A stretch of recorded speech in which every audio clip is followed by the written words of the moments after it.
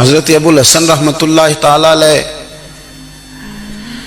حضرت معاذ ابن جبل رضی اللہ تعالیٰ عنہ کے پاس بیٹھا کرتے تھے. فرماتے ہیں ان سے جو پیار بڑھا تو پھر میرا مصلی سے بھی بڑھ گیا.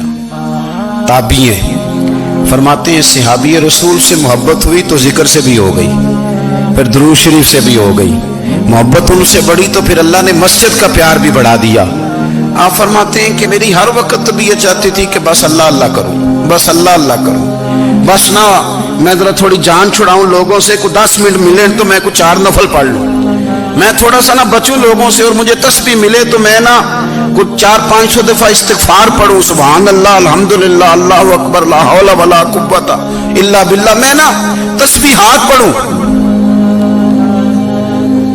فرماتے ہیں کہ بچے تھے گھر میں 6-7, غربت تھی, کام ملتا کوئی نہیں تھا, اور میں کام چور نہیں تھا, کام ڈھونڈتا تھا, پر اللہ کی قدرت کے کام نہیں ملتا تھا.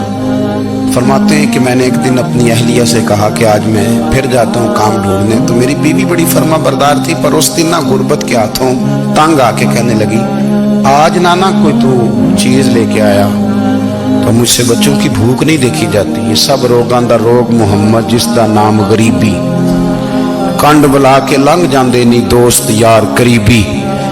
آج میں کچھ لے کے آیا تو میں بچے لے کے چلی جاؤں گی. شیخ فرماتے ہیں کہ میں بڑا پریشان گھر سے نکلا, پر میں نے صبح سے لے کے زور تک کام ڈھونڈا, کام ملا کوئی نہیں. تو میرے دل میں خیال آیا, چلو کام نہیں ملتا تو اللہ اللہ تو کرے نا, چلو بندوں کی مزدوری نہیں ملتی تو رب کریم کی عبادت ہی کرتے ہیں. فرماتے ہیں کہ میں نے نا فرات کے پانی سے وضو کیا, نہر کے, شدید دھوپ تھی, ساتھ ریت تھی اور ریت تپ رہی تھی. میں نے اپنا رومال وہیں مصلی کے طور پر بچھا لیا, اور فرماتے ہیں کہ زور سے لے کر عصر تک نماز پڑھی, دھوپ بھی پورے زور پہ, پر میرے سجدے کا ذوق بھی پورے زور پہ. فرماتے ہیں سورج بھی چمک رہا ہے اور رب کی عبادت کا ذوق بھی پورے زور پہ. میں سجدہ کروں تو پھر میرا اٹھانے کو جی نہ چاہے. میرے استاد لکھا کرتے تھے, یہ ان کا شعر ہے, وہ کہا کرتے تھے مجھے سوز دے, مجھے ساز دے, اور مجھے نیم شب کا نیاز دے, دم سجدہ خود کو میں توڑ دوں, مجھے ایسا ذوق نماز دے.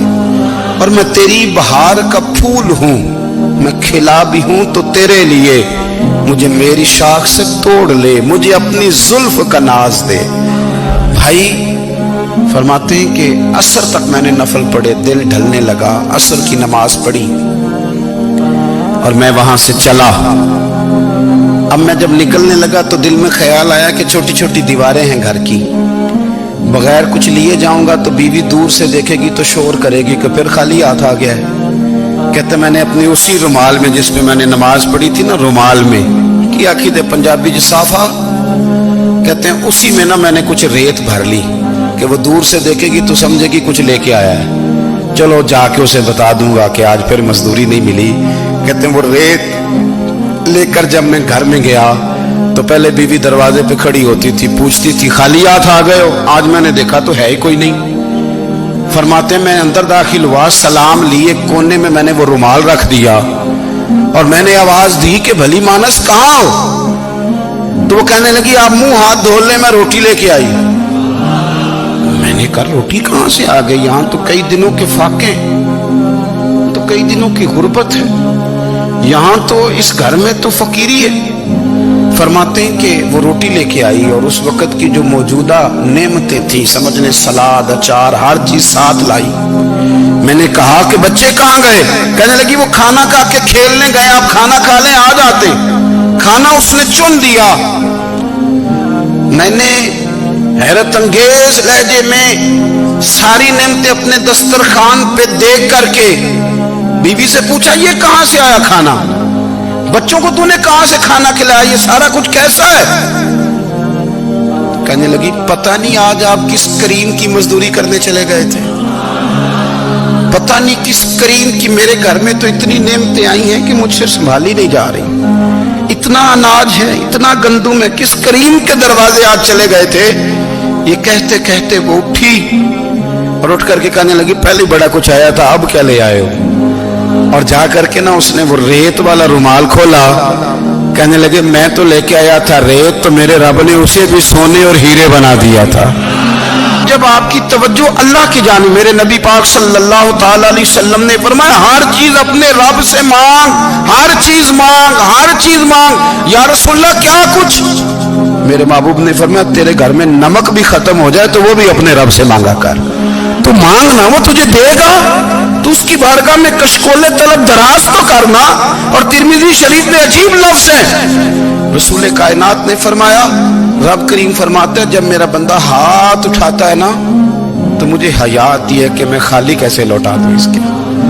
اتنے بڑے بادشاہ کی بارگاہ میں, او بھائی لوگوں سے عزتیں تلاش کرتے ہو تو وہ کیا تمہیں عزت دیں گے؟ وہ تو کل اچھا کہتے ہیں پرسوں برا کہنے لگ جاتے ہیں. لوگوں کے سامنے گڈ بک میں آنا چاہو گے تو وہ تو سویرے تمہارے بارے میں کچھ کہیں گے, شام کچھ اور کہیں گے.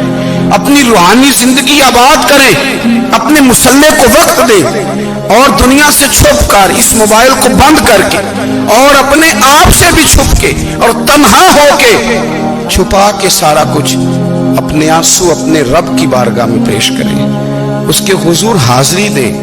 سنو نا ترمذی کی حدیث, اور اسے یاد رکھنا, نبی پاک علیہ السلام نے فرمایا اپنے دکھ لوگوں کے سامنے نہ بیان کرنا, سیٹھوں نوابوں کو نہ بتاتے پھرنا, دنیا داروں کے سامنے جا کے نہ رونا کہ میں تکلیف میں ہوں. فرمایا اگر دنیا داروں کو دکھ بتاؤ گے رب تمہیں کبھی غنی نہیں کرے گا. اور لوگ ہیں کہ الٹا مذاق اڑائیں گے. آپ کی جس سے بڑی پکی یاری ہے نا, پکی, وہ تب تک پکی ہے جب تک آپ نے 50,000 مانگا نہیں. اور جس وقت آپ نے کہہ دیا کہ میں مجبور ہوں میری مدد کر, تو پھر ختم ہو گئی دوستی. لوگوں کی تعلقات آپ کے ساتھ تب تک ہیں جب تک آپ ان سے کوئی ضرورت وابستہ نہیں کرتے. کریم محبوب فرمانے لگے بندوں کے سامنے دکھ نہ بیان کرنا, اللہ تجھے کبھی غنی نہیں کرے گا. تو اپنے دکھ اپنے رب کو بتا, تو دعائیں مانگ, تو اس کی بارگاہ میں حاضر ہو, تو اس کے حضور عرض کر. فرمایا اپنے دکھ اپنے رب کو بتا, وہ جلدی کرے یا دیر سے کرے تجھے ساری دنیا سے بے نیاز کر دے گا, تجھے کسی کا محتاج نہیں رہنے دے.